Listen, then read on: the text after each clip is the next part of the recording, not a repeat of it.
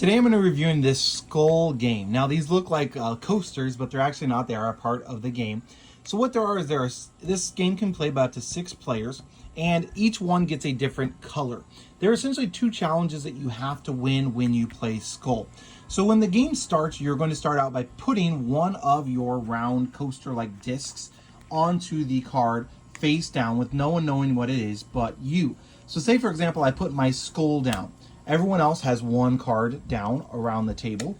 So or one disc, I guess, down around the table. On your turn, you can either say I bid 1 or 2 or 3 or 4, depending on the number of players, or you can then place another of these little coaster things on top, kind of like that. And then the play goes around the table. Now where this game gets interesting is when someone begins the challenge by bidding. So say I bid, or I think there are 2, or that I bid 3, or I bid 4. You never want to bid more than the number of cards or these round discs that are out on the table.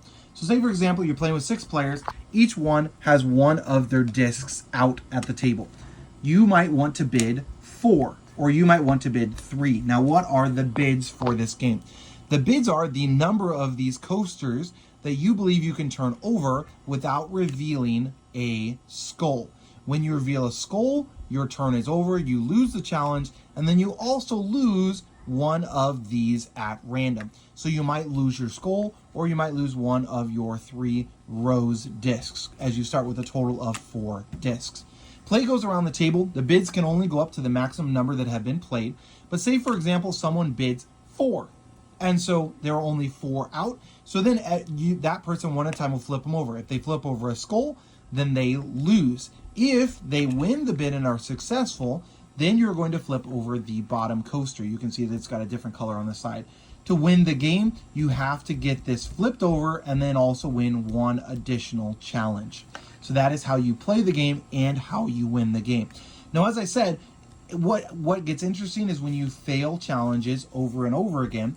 What will also often happen is you might lose 2 of your skulls or 2 of your discs, or you might even lose 3 and you only have 1 left.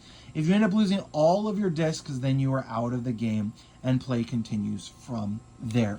Overall, this is definitely a fun game to play. We played this with kids who are down to around 6 or 7 years old. They understand the concept of the skulls and just kind of bidding the numbers. So I would say 6 or 7 is probably the bottom age range for this specific game.